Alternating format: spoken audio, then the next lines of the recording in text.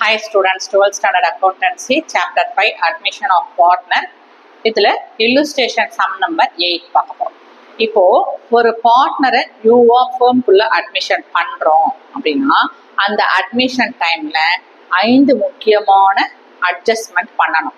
5 necessary adjustment ரொம்ப முக்கியம். என்னென்னக்கா first என்ன செய்யணும், ஒரு பார்ட்னரை ஃபர்ம்குள்ள அட்மிட் பண்றோம், நியூ பார்ட்னரா அட்மிட் ஆறாருனாக்க அன்னைக்கு என்ன செய்யணும், ஓல்டு பார்ட்னர்ஸ்க்கு ஏதாவது profit and losses, reserves, general reserve அதெல்லாம் இருந்ததுனாக்க எக்ஸிஸ்டிங் பார்ட்னர்ஸ்க்கு ஓல்டு ப்ராஃபிட் ஷேரிங் ரேஷியோவில் டிஸ்ட்ரிபியூட் பண்ணி கொடுத்துடணும். இதுதான் ஃபர்ஸ்ட் பாயிண்ட். அடுத்து என்ன செய்யணும், at the time of admission of a new partner அன்னைக்கு ஃபேர்ம்ல இருக்கிற அசெட்ஸ் அண்ட் லயபிலிட்டிஸ் என்ன செய்யணும், ரீவேல்யூட் பண்ணணும். அன்னைக்கு இருக்கிற கரண்ட் மார்க்கெட்டிங் வேல்யூல அசெட்ஸ் அண்ட் லயபிலிட்டிஸ் என்ன வேல்யூல இருக்கு, என்ன மதிப்பு, அசெட்டுக்கும் சொத்துக்கும் கடனுக்கும் பொறுப்புக்கும் என்ன மதிப்பு அன்னைக்கு கரண்ட் மார்க்கெட்டுங்கிறத ரீவேல்யூட் பண்ணி அதுல ப்ராஃபிட் இருந்ததுனாக்க ப்ராஃபிட் இருந்தாலோ லாஸ் இருந்தாலோ ஓல்டு பார்ட்னர்ஸ்க்கு ஓல்டு ப்ராஃபிட் ஷேரிங் ரேஷியோல டிஸ்ட்ரிபியூட் பண்ணி கொடுத்தோம். மூணாவது ஸ்டெப் என்னன்னா determination of new profit sharing ratio and sacrificing ratio. So existing partners, say for example ஒரு 10 வருஷமா பார்ட்னர்ஸ் என்ன பண்றாங்க, ஏ அண்ட் பிங்கிறவங்க என்ன செய்யறாங்க, பார்ட்னர்ஷிப் ஃபார்மை சக்சஸ்ஃபுல்லா நடத்திட்டு வராங்க. ஒரு எக்ஸாம்பிளுக்கு என்ன எடுத்துலாம், ஒரு ஸ்டேஷனரி மார்ட்டை சக்சஸ்ஃபுல்லா 10 வருஷமா நடத்திட்டு வராங்க. அவங்களோட பிசினஸ் மக்களுக்கு நடுவில் நல்ல வரவேற்பை கொடுக்குது. அவங்களோட மக்களுடைய கஸ்டமர்ஸோட நீட்ஸ் அண்ட் வாண்ட்ஸை சாட்டிஸ்ஃபை பண்ணிடுறாங்க. ஓகேங்களா? ஸோ நிறைய டிமாண்ட் இருக்கு மக்களுக்கு நடுவில், கஸ்டமர்ஸ்க்கு நடுவில் இவங்களோட ப்ராடக்ட்டுக்கு நல்ல டிமாண்ட் இருக்கு. அதனால இவங்களுக்கு என்ன ஏற்படுது, பிஸ்னஸ் எக்ஸ்பேண்ட் பண்ண வேண்டிய சுச்சுவேஷன் ஏற்படுது. ஏன்னா நிறைய டிமாண்ட் இருக்கு அவங்க ப்ராடக்ட்டுக்கு. ஸோ பிஸ்னஸ் எக்ஸ்பேண்ட் பண்ற அளவுக்கு அவங்க கிட்ட என்ன இல்லை, முதலீடு இல்லை, கேபிட்டல் இல்லை. எக்ஸ்பேண்ட் பண்ற அளவுக்கு போதுமான எனஃப் கேபிட்டல் அவங்க கிட்ட இல்லை. அதை தவிர பிசினஸ் எக்ஸ்பேண்ட் பண்ணணும்னா இன்னும் என்ன தேவை, முதல் மட்டும் இருந்தா போதுமா, போறாது, மேனேஜர் ஸ்கில்லும் தேவைப்படுது. ஏன்னா பிசினஸ் விரிவடைது இல்லையா, அதனால மேனேஜர் ஸ்கில்லும் தேவைப்படுது, முதலும் தேவைப்படுது. ஸோ இது ரெண்டுத்துக்கும் தேவைன்றதுனால எக்ஸிஸ்டிங் பார்ட்னர்ஸ் என்ன முடிவு பண்றாங்க, ஓல்டு பார்ட்னர்ஸ் ஒரு நியூ பார்ட்னரை நம்ம என்ன செய்வோம், பிசினஸ்ல சேர்த்துப்போம். சேர்த்துட்டாக்கா அவர் என்ன கொண்டு வருவாரு, கேபிட்டல் கொண்டு வருவாரு. அதை வச்சு பிசினஸ் எக்ஸ்பேண்ட் பண்ணலாம். அவர்கிட்ட இருக்கிற மேனேஜர் ஸ்கில்ல வச்சு இன்னும் திறம்பட நிர்வகிக்கலாம், வியாபாரத்தை நிர்வாகம் பண்ணலான்ட்டு முடிவு பண்ணி நியூ பார்ட்னரை அட்மிட் பண்ணலாம்னு முடிவு பண்றாங்க. அப்போ நியூ பார்ட்னர் அட்மிட் பண்ற அன்னைக்கு மூணாவது ஸ்டெப் தான் நம்ம இனிமேல் பார்க்க போற சம்ஸ் எல்லாம் நல்லா கவனிக்கணும்.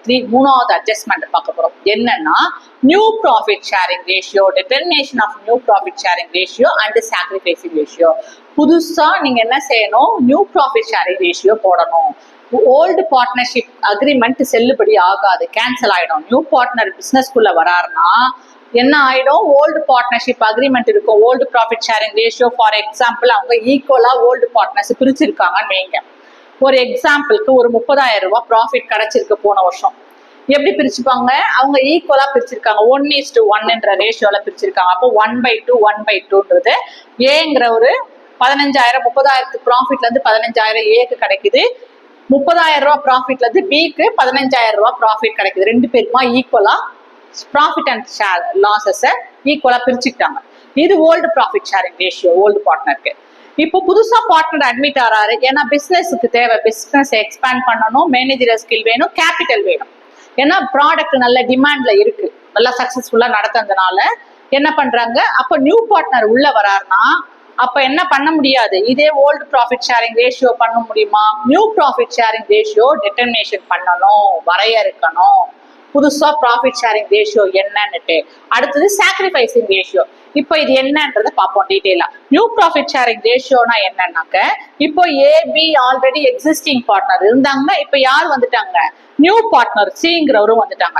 இப்போ இவங்க ப்ராஃபிட் அண்ட் லாஸஸ் என்ன பண்றாங்க, ஈக்குவலா 1:1 பிரிச்சுக்கிறாங்கன்னு ஒரு எக்ஸாம்பிள் வச்சுப்போம். அப்போ ஏக்கு ப்ராஃபிட் ஷேரிங் ரேஷியோ 1/3 வருது, பியோடது 1/3 வருது, சியோடது 1/3 வருது. இப்போ 30,000 rupees இதே சேம் ப்ராஃபிட் அவங்களுக்கு கிடைக்குது. ஃபியூச்சர்ல எப்படி பிரிச்சுப்பாங்க? 30,000 ஏ என்ன பண்ணுவாரு, ஏக்கு 10,000, ஏன்னா ஈக்குவலா பிரிச்சுக்காங்க இல்லையா. ஏக்கு 1/3 30,000 கேன்சல் பண்ணா 10,000 rupees, பிக்கு 10,000 rupees கிடைக்குது, சிக்கு 10,000 rupees. அந்த 30,000 rupees ஈக்குவலா டிஸ்ட்ரிபியூட் பண்ணிட்டாங்க. இதுதான் நியூ ப்ராஃபிட் ஷேரிங் ரேஷியோ. இப்போ இந்த மாதிரி கொடுத்தா நம்ம என்ன பண்ணுவோம், ஈஸியா சம் போட்டுருவோம்.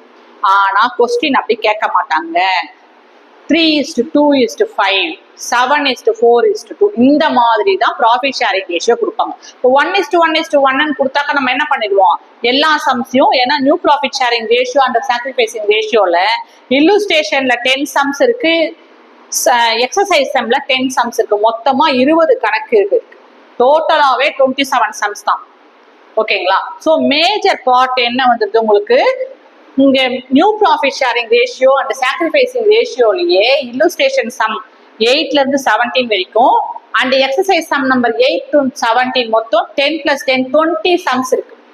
ஸோ இது மோஸ்ட் இம்பார்ட்டன்ட் டாபிக் இந்த அட்மிஷன் ஆஃப் பார்ட்னர்ல. ரொம்ப கவனிக்க வேண்டியது, நிறைய கால்குலேஷன். ஏன்னா டிஃப்ரெண்ட் சுச்சுவேஷன்ஸ்ல நீங்க எப்படி சாக்ரிஃபைசிங் ரேஷியோ கண்டுபிடிக்கிறீங்க, வேற வேற புது புது சுச்சுவேஷன்ல நீங்க எப்படி நியூ ப்ராஃபிட் ஷேரிங் ரேஷியோவை கண்டுபிடிக்கிறீங்கன்றத இங்க உங்களுக்கு கொடுத்துருக்காங்க. ஸோ ரொம்ப இன்ட்ரெஸ்டிங் டாபிக் அண்ட் முக்கியமான டாபிக் இது.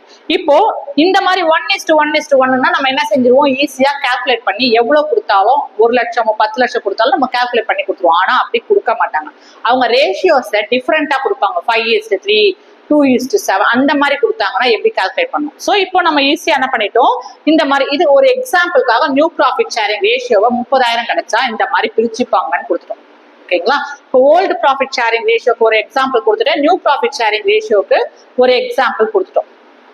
நியூ ப்ராஃபிட் ஷேரிங் ரேஷியோல new partner including existing partner, new partner ரெண்டு பேருமே ஆல் பார்ட்னர்ஸும் நியூ ப்ராஃபிட் ஷேரிங்க பிரிச்சுக்கிறாங்க. இது ஒரு பாயிண்ட். இப்போ சாக்ரிஃபைசிங் ரேஷியோனா என்ன, இப்போ இந்த மூணாவது அட்ஜஸ்ட்மெண்ட் என்னன்னு பாத்தீங்கன்னா determination of new profit sharing ratio and sacrificing ratio. இப்போ சாக்ரிஃபைசிங் ரேஷியோவை எப்படி கணக்கிடுவாங்க, டெட்டர்மினேஷன் கணக்கெடுப்பாங்கன்னு பாத்தீங்கன்னாக்க, சாக்ரிஃபைசிங் ரேஷியோனா என்னன்னு நமக்கு ஃபர்ஸ்ட் தெரியும். சாக்ரிஃபைசிங் ரேஷியோங்கிறது ப்ராஃபிட்ஸை ப்ரொபோர்ஷனேட்டா பிரிச்சு வச்சிருப்பாங்க. 5:3:2, அதாவது 5Aக்கு 3Bக்கு 2Cக்கு. அந்த ப்ரொபோர்ஷனேட் ப்ராஃபிட்டை எக்ஸிஸ்டிங் பார்ட்னர்ஸ் அவங்களோட ப்ராஃபிட்டை சாக்ரிஃபைஸ் பண்றாங்க. அவங்களுடைய ஷேர் ஆஃப் ப்ராஃபிட்டை சாக்ரிஃபைஸ் பண்ணி நியூ பார்ட்னருக்கு கொடுக்குறாங்க. இப்போ ஒரு எக்ஸாம்பிளுக்கு 3:2ன்னு வச்சுப்போம். 3:2 ஏ profit sharing old profit sharing ratio 3 இருக்கு, பியோட ஓல்டு ப்ராஃபிட் ஷேரிங் ரேஷியோ 2 இருக்குன்னு வச்சுக்கோங்க.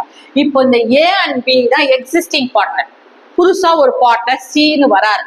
இப்போ இவரு சின்னு ஒருத்தர் வந்தாருன்னா இவருக்கு என்ன செய்யணும், நம்ம ப்ராஃபிட்டையோ லாஸஸையோ ஷேர் பண்ணி கொடுக்கணும் இல்லையா. அப்போ நியூ ப்ராஃபிட் ஷேரிங் ரேஷியோ ஃபர்ஸ்டே அக்ரிமெண்ட் போட்டுரும், இவ்வளோ பிரிச்சுக்கலாம் அப்படின்னுட்டு. இப்போ அக்ரிமெண்ட் போடல, நியூ ப்ராஃபிட் ஷேரிங் ரேஷியோவே அக்ரிமெண்ட்ல போடல அப்படின்னா எப்படி அவங்களோட ப்ராஃபிட் அண்ட் லாஸஸை ஷேர் பண்ணிக்கணும், existing partner including new partner எப்படி ஷேர் பண்ணிக்கணும்னா ஈக்குவலா பிரிச்சுக்கணும். அக்ரிமெண்ட்டுக்கு ஒத்து வரல, நியூ ப்ராஃபிட் ஷேரிங் ரேஷியோக்கு அக்ரிமெண்ட்டுக்கு ஒத்து வரல, அக்ரி பண்ணலன்னா எப்படி பிரிச்சுக்கணும், அவங்களுடைய ப்ராஃபிட் அண்ட் லாஸஸை ஈக்குவலா பிரிச்சுக்கணும். இப்போ existing partner A and B என்ன பண்றாங்க, 3:2ன்ற ரேஷியோல பிரிச்சிருக்காங்க. இப்போ நியூ பார்ட்னர் வராது. இப்போ new profit sharing ratio determination பண்ணணும் இல்லையா, கணக்கு கொண்டு வரணும்னா என்ன பண்ணணும், ஏவும் பியும் அவங்களோட ப்ராஃபிட்டை சாக்ரிஃபைஸ் பண்ணா, தியாகம் பண்ணி தான், அவங்களுடைய லாப பங்கை தியாகம் பண்ணி தான் நியூ பார்ட்னருக்கு ஷேர் ப்ராஃபிட் ஷேரை கொடுக்குறாங்க.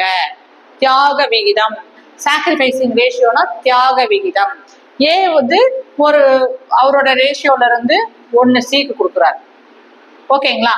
பி வந்து கொடுக்கலன்னு, அப்போ சிக்கு வந்து ஒரு பங்கு ஏ கிட்ட இருந்து போகுது. அப்ப யார் தியாகம் பண்றாங்க, ஏங்கிற ஓல்டு பார்ட்னர் அவளுடைய லாப பங்குல இருந்து தியாகம் பண்ணி சிக்கு ப்ராஃபிட் கொடுக்குறாரு, ஓகேங்களா. இப்போ இங்க 4 ஏவோட ப்ராஃபிட் ஷேரிங் ரேஷியோ 4 இருக்கு, இங்க பிக்கு ஆல்ரெடி ப்ராஃபிட் ஷேரிங் ரேஷியோ 3 இருக்கு. இப்படியும் கொடுக்கலாம், ஏ மட்டும் தியாகம் பண்ணி சிக்கு வந்து அவரோட ப்ராஃபிட்டை தியாகம் பண்ணி சிக்கு கொடுக்கறது, நியூ பார்ட்னருக்கு கொடுக்கறது ஒரு கொஸ்டின் கேட்கலாம். சுச்சுவேஷன், டிஃப்ரெண்ட் சுச்சுவேஷன்ல சாக்ரிஃபைசிங் ரேஷியோ கேட்பாங்க. இப்போ ஏவும் பியும் எக்ஸிஸ்டிங் பார்ட்னர் ரெண்டு பேருமே தியாகம் பண்ணி நியூ பார்ட்னருக்கு என்ன பண்ணலாம், அவங்களோட ப்ராஃபிட் பங்கு, லாப பங்கு தியாகம் பண்ணி சிக்கு கொடுக்கறது. அப்போ அவங்களோட லாப விகிதம் குறையும், அவங்களுக்கு ப்ராஃபிட் குறையும். எப்படி குறையுதுன்னா, இப்போ ஏல இருந்து ஒரு பங்கு சிக்கும் பில இருந்து ஒரு பங்கு சிக்கும் போனா சியோட லாப விகிதம் என்ன ஆயிடுது, ப்ராஃபிட் ஷேரிங் ரேஷியோ 2 ஆயிடுது. அப்போ ஒரு ஏழுக்கு வந்து ஏங்கிறப்பா ஓல்டு பார்ட்னருக்கு 4ங்கிறதுல இருந்து 3 குறைஞ்சிடுது. பிங்கிற ஓல்டு பார்ட்னருக்கு 3ங்கிற லாப விகிதத்துல இருந்து 2 குறைஞ்சிடுது இல்லையா. இப்போ இவருக்கு 3 ஆயிடுது, பிக்கு 2 ஆயிடுது. ரெண்டு பேரும் ஆளுக்கு ஒரு ப்ராஃபிட் ஷேரிங் ரேஷியோ போட்டு சிக்கு எவ்வளவு கொடுத்துடுறாங்க, 2 கிடைச்சிடுது. சியோட ப்ராஃபிட் ஷேரிங் ரேஷியோ என்ன ஆயிடுது, 2 ஆயிடுது. அப்போ ஏவும் பியும் எக்ஸிஸ்டிங் பார்ட்னர் தனக்கு இருக்கிற லாப பங்கு விகிதத்தை சாக்ரிஃபைஸ் பண்ணி தியாகம் பண்ணி யாருக்கு கொடுக்குறாங்க, நியூ பார்ட்னருக்கு கொடுக்குறாங்க. அதுதான் சாக்ரிஃபைசிங் ரேஷியோ.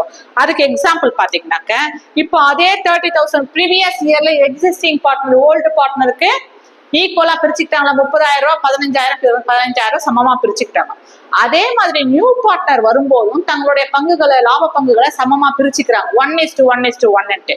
இப்ப அதே 30,000 எடுத்தாக்க ஏக்கு 10,000 கிடைக்குது, பிக்கு 10,000 கிடைக்குது, சிக்கு 10,000 கிடைச்சுதா.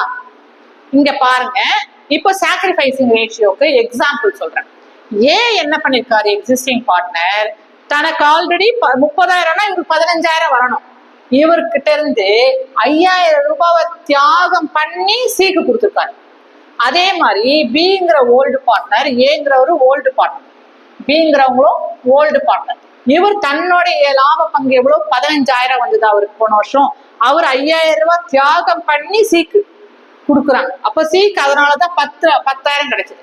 இப்போ ஏக்கு வந்து 15ல இருந்து 10 ஆயிடுச்சு, லாப பங்கு குறைஞ்சிடுச்சு. ஏன்னா அவர் என்ன பண்ணிட்டாரு, அவரோட லாபத்தை தியாகம் பண்ணிருக்காரு, சாக்ரிஃபைஸ் பண்ணிருக்காரு. அவரோட லாப பங்கு ப்ராஃபிட் ஷேரிங்க தியாகம் பண்ணிருக்காரு ரேஷியோவை. ப்ராஃபிட் ஷேரிங் ரேஷியோ பியும் 5,000 ரூபாய் தியாகம் பண்ணி சிக்கு கொடுத்துருக்காங்க. அதனால ஏக்கு 10, பிக்கு 10, சிக்கு 10,000 ஈக்குவலா ஷேர் பண்ணிருக்காங்க. இதுக்கு பேர் தான் என்ன அர்த்தம், சாக்ரிஃபைசிங் ரேஷியோ, தியாக விகிதம்.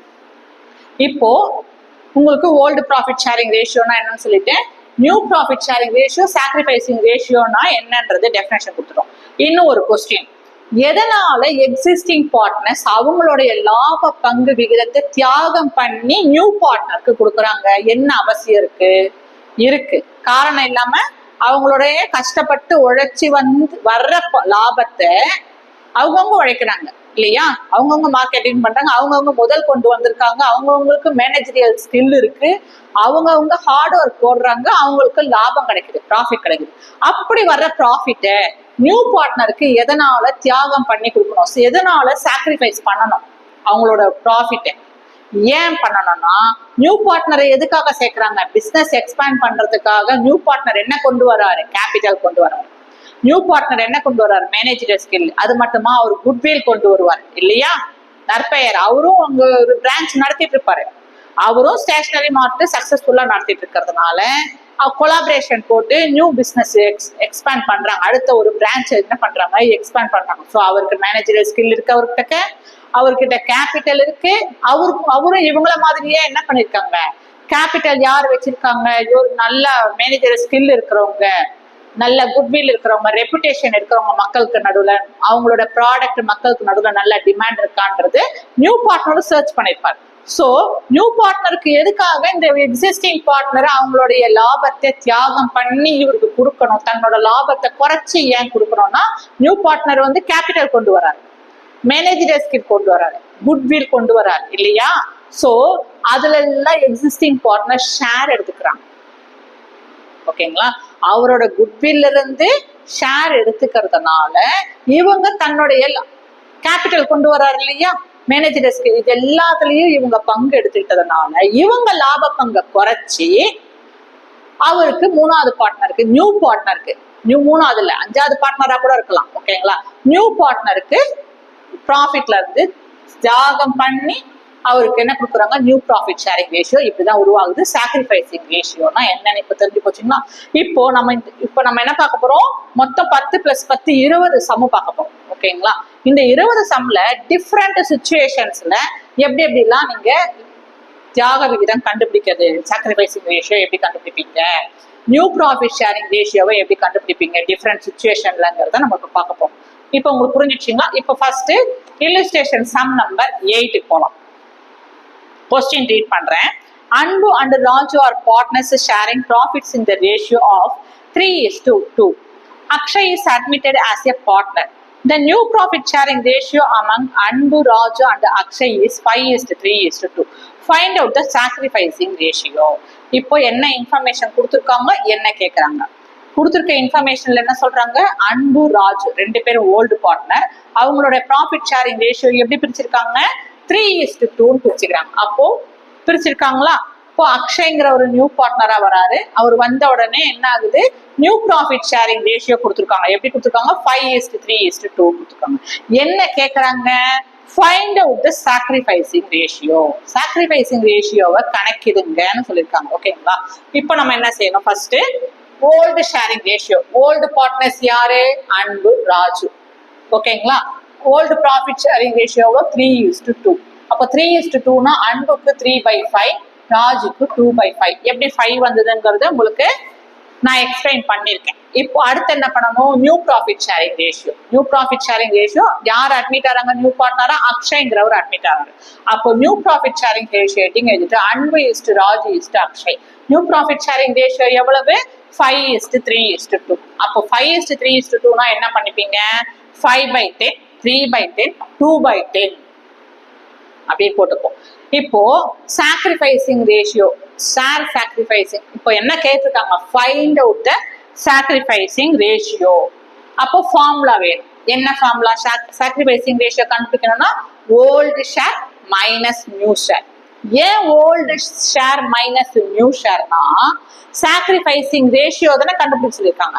அப்ப சாக்ரிஃபைசிங் ரேஷியோனா யாரு சாக்ரிஃபைஸ் பண்றாங்க, யாரு தியாகம் பண்றாங்க? ஓல்டு பார்ட்னர்ஸ் தியாகம் பண்றாங்க. என்ன தியாகம் பண்றாங்க? அவங்களோட லாபத்தை தியாகம் பண்ணி நியூ பார்ட்னருக்கு கொடுக்குறாங்க. ஓகேங்களா? அப்போ ஓல்டு ஷேர் எவ்வளோன்னு தெரியணும், நியூ ஷேர் இது ரெண்டுத்தையும் மைனஸ் பண்ணா சாக்ரிஃபைசிங் ரேஷியோ என்னன்னு தெரிஞ்சிடும். யார் தியாகம் பண்றாங்கன்னா அன்பு, ராஜு ஓல்டு பார்ட்னர்ஸ் தான் என்ன பண்றாங்க? சாக்ரிஃபைஸ் பண்றாங்க. எப்படி சாக்ரிஃபைஸ் பண்றாங்க அப்படின்றத இப்போ உங்களுக்கு நான் விளக்குறேன் பாருங்க. அன்பு எவ்வளவு, அவரோட ஓல்டு ப்ராஃபிட் ஷேரிங் ரேஷியோ எவ்வளவு? ஃபார்மேட் பிரகாரம் நம்ம எழுதிக்கணும். அன்புடைய ஃபர்ஸ்ட் அன்பு எடுத்துப்போம். அன்புடைய ஓல்டு ப்ராஃபிட் ஷேரிங் ரேஷியோ 5:3. ஃபார்முலால இருக்க மைனஸ் போட்டுக்கிறோம். அன்போட அக்ஷய்ங்கிற ஒரு புதுசா பார்ட்னரா சேர்ந்துட்டார் இல்லையா? அக்ஷய் வந்த அப்புறம் நியூ ப்ராஃபிட் ஷேரிங் ரேஷியோ அன்போடது எவ்வளவு? 5/10. கவனிங்க, அன்புக்கு ஓல்டு ப்ராஃபிட் ஷேரிங் ரேஷியோ 3 விகிதம் இருந்தது. எவ்வளவுக்கு? 5க்கு. 5ல் 3 பங்கு லாபத்தை அன்பு எடுத்துட்டு போயிட்டு இருந்தாரு பழைய கணக்குல. இப்ப அக்ஷய்ங்கிற நியூ பார்ட்னர் வந்த உடனே அன்போட நியூ ப்ராஃபிட் ஷேரிங் ரேஷியோ எவ்வளவு ஆயிடுச்சு? 5. எவ்வளவுக்கு? 10ல் 5 மடங்கு தான் அன்புக்கு. அப்போ 3/5ல இருந்து 5/10 குறைஞ்சிடுச்சு, டிக்ரீஸ் ஆயிடுச்சு. அன்புடைய ப்ராஃபிட் ஷேரிங் ரேஷியோ 3/5ல இருந்து 5/10 என்ன ஆயிடுச்சு? ரெடியூஸ் ஆயிடுச்சு.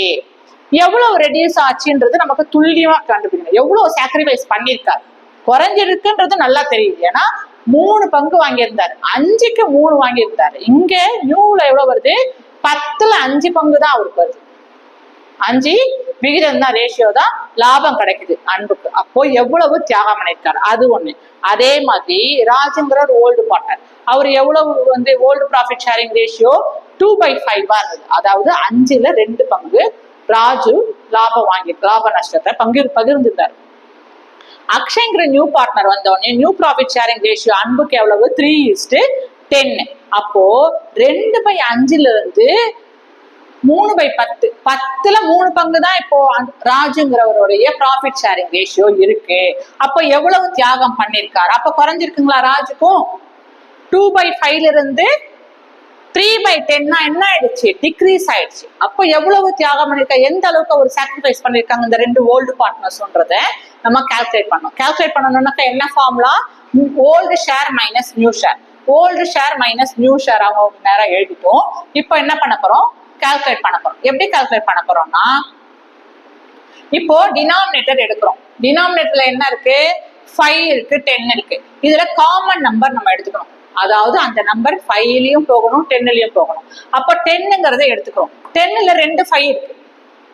அதனால நம்ம என்ன செய்யறோம்? 10 காமன் நம்பரா எடுத்துக்கிறோம். அப்போ ஃபர்ஸ்ட் என்ன செய்யறோம்? 3/5 கால்குலேட் பண்றோம். 3/5ல எத்தனை டைம்ஸ் ஒரு நம்பர் 5ல மல்டிப்ளை பண்ணா உங்களுக்கு 10 கிடைக்கும்? 2. ஏன்னா 2 5s ஆர் எவ்வளவு? 10 இல்லையா? 2ங்கிற மல்டிப்ளை நம்பரை 5 கூட மல்டிப்ளை பண்ணாதான் உங்களுக்கு என்ன கிடைக்குது? 10 கிடைக்குது. அப்போ 2 5s ஆர் 10. இந்த 2 இங்க டினாமினேட்டர் போட்டீங்கன்னா சேம் 2 ரெண்டு நியூமரேட்டர்லயும் போட்டுக்கணும். அப்போ 2 3s ஆர் எவ்வளவு? 6. ஃபார்முலால இருக்க மைனஸ் சைன் இங்க போட்டுக்கணும். அடுத்தது இங்க 10 எத்தனை டைம்ஸ் ஒரு நம்பர் 10ஆல மல்டிப்ளை பண்ணா 10 ஆன்சர் வரும்? 110 is 10. ஏன்னா இந்த 10ங்கிற ஆன்சர் வரணும். எதனால 10ன்னு சொல்றேன்னா நமக்கு இந்த 10 ஆன்சரா வரணும். 5 2ஆல மல்டிப்ளை பண்ணாதான் இந்த 10 கிடைக்கும். 10 1 டைம்ஸ் மல்டிப்ளை பண்ணாதான் இந்த 10 கிடைக்கும். அதனால 10 காமனா எடுத்துக்கிறோம். அந்த 10ல எந்த நம்பர் மல்டிப்ளை ஆகுமோ ஆன்சர் 10ஆ கிடைக்குமோ அதனால அந்த நம்பரை இங்க எடுத்துக்கிறோம். எந்த நம்பரை டினாமினேட்டர்ல மல்டிப்ளை பண்றோமோ அதே நம்பரை தான் என்ன செய்யணும்? நியூமரேட்டர்லயும் மல்டிப்ளை பண்ணணும். 1 5 is 5. ஓகேங்களா? இப்போ மைனஸ் பண்ணணும். 6ல 5 போச்சுதான் 1. இந்த டினாமினேட்டர்ல இருக்க 10 போட்டுக்கும். அப்போ அன்புடைய சாக்ரிஃபைசிங் ரேஷியோ எவ்வளவு? 1/10. அதே மாதிரி ராஜுக்கு வரும். ராஜுக்கு வந்தோம்னா இதுல காமன் நம்பர் 5 எடுத்துட்டாக்க என்ன பண்ண முடியாது? நமக்கு 10க்கு போக முடியாது. 10 காமன் நம்பரா எடுக்கிறோம். ஓகேங்களா? நமக்கு என்ன கிடைக்கணும்? இங்க 10 வரணும். அப்போ 10 வரணும்னா 5 கூட எந்த நம்பர் மல்டிப்ளை பண்ணாக்க இந்த 10ங்கிற ஆன்சர் வரும்? 2ஆல மல்டிப்ளை பண்ணாதான் 10ங்கிற ஆன்சர் வரும். 2 5s ஆர் 10. டினாமினேட்டர்ல எந்த நம்பர் மல்டிப்ளை பண்றோமோ அதே நம்பரால என்ன செய்யணும்? நியூமரேட்டரையும் பண்ணணும். இப்போ 2 2s ஆர் 4. மைனஸ் சைன் இங்க போட்டுக்கிறோம். 10 எந்த நம்பரால மல்டிப்ளை பண்ணா உங்களுக்கு ஆன்சர் 10ஆ கிடைக்கும்? 110 is 10 போட்டோம். அடுத்தது அந்த சேம் கீழே என்ன நம்பரால மல்டிப்ளை பண்றோமோ அதே நம்பர் தான் நியூமரேட்டர்ல மல்டிப்ளை பண்ணோம்னா 1 3 is 3. ஓகேங்களா? இப்போ என்ன பண்றோம்? கேன்சல் பண்றோம். சாரி, மைனஸ் பண்றோம். 4ல 3 போச்சுன்னா 1. டினாமினேட்டர்ல இருக்க 10 போட்டுரும். அப்போ அன்பு ராஜுவும் எவ்வளவு சாக்ரிஃபைஸ் பண்ணிருக்காங்க? சாக்ரிஃபைசிங் ரேஷியோ ஆஃப் அன்பு and Raju is 1/10 is to 1/10. ஆனா ரேஷியோன்னும் போது நம்ம என்ன பண்ணக்கூடாது? 1/10 1/10ன்னு எழுதக்கூடாது. அதனால 1 is to 1. அப்போ அன்பு ராஜுவும் எவ்வளவு சாக்ரிஃபைஸ் பண்றாங்க? 1 is to 1ங்கிற ரேஷியோல சாக்ரிஃபைஸ் பண்றாங்க. இதான் ஆன்சர். ஏதாவது டவுட் இருந்ததுன்னா கமெண்ட் பண்ணுங்க. மறக்காம சப்ஸ்கிரைப் பண்ணுங்க. தேங்க்யூ. Take care.